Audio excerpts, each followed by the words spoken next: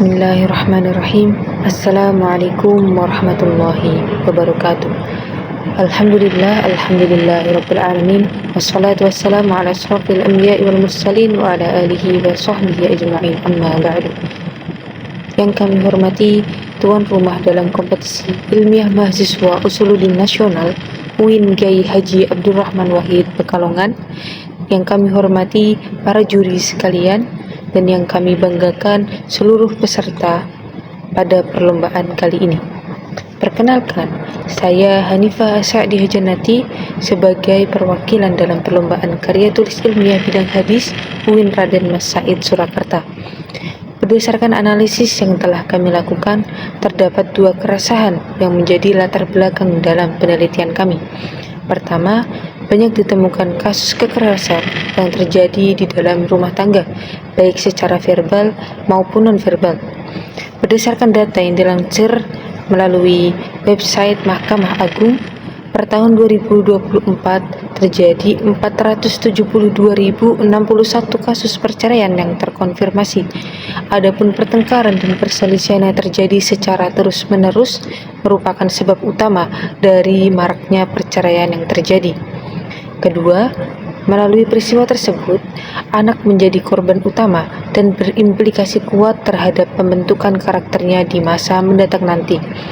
Maka, berdasarkan latar belakang yang telah kami sampaikan, judul penelitian yang akan kami angkat berjudul Internalisasi Nilai dalam Hadis La Taghdab sebagai Fondasi Keluarga Berkeadaban di Indonesia. Kami telah melakukan analisis kajian literatur dan terdapat beberapa penelitian sehingga mereka mampu memperkuat penelitian yang akan kami angkat, sebagaimana telah dipaparkan di slide di atas.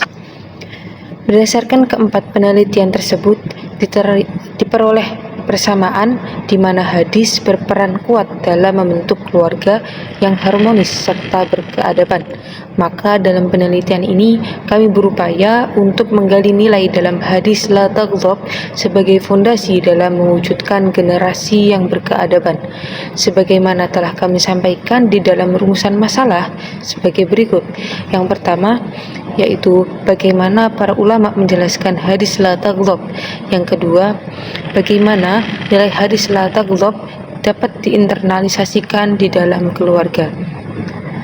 Metode yang kami gunakan dalam penelitian ini adalah penelitian kualitatif yang berbasis pada studi kepustakaan atau studi literatur dengan sumber primer, yaitu hadis La Taghdab, yang artinya telah menceritakan kepadaku Yahya bin Yusuf, telah mengabarkan kepada kami Abu Bakar, yaitu Ibnu Ayyas, dari Abu Hasin, dari Abu Shalih, dari Abu Hurairah radhiyallahu anhu, bahwasanya seorang laki-laki berkata kepada Nabi sallallahu alaihi wasallam, "Berilah aku wasiat."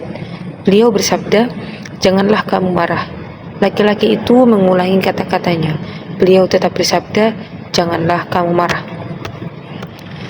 Sedangkan sumber sekundernya yaitu berupa berbagai literatur, baik dari buku maupun jurnal yang berkaitan dengan lingkup penelitian, kitab-kitab hadis serta syarah yang ditulis oleh para ulama.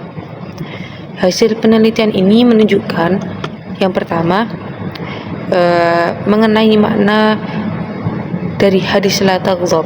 Yang pertama, secara tersirat dipahami sebagai sebuah larangan, tetapi hadis ini lebih menekankan kepada dorongan untuk mengendalikan diri atau mujahadatun nafs. Nah, yang kedua, hadis ini menuntut untuk menjaga kejernihan akal pikiran sebagai basis dalam menjaga pola interaksi antar sesama.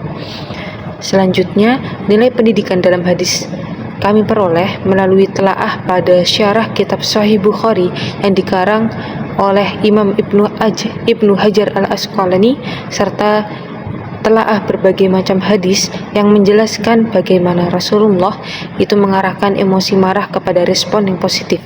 Di antaranya, yang pertama yaitu kontrol emosi, yang kedua kesadaran diri, yang ketiga kesabaran, yang keempat mengendalikan emosi dengan bertindak secara preventif, yang kelima menjaga empati serta bersikap lembut dalam relasi keluarga.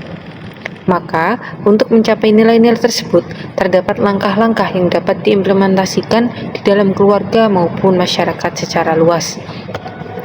Yang pertama, yaitu melalui keteladanan orang tua dalam mengontrol emosi. Yang kedua, menjaga pola komunikasi yang empatik. Yang ketiga, membiasakan untuk memberikan respon yang sehat terhadap konflik yang sedang dialami. Yang keempat, memperkuat praktik spiritual melalui zikir, istighfar maupun membaca ta'awud, karena dengannya kita mampu untuk meregulasi emosi kita dari emosi-emosi yang negatif kepada emosi yang lebih positif. Selanjutnya, membangun budaya keluarga anti kekerasan.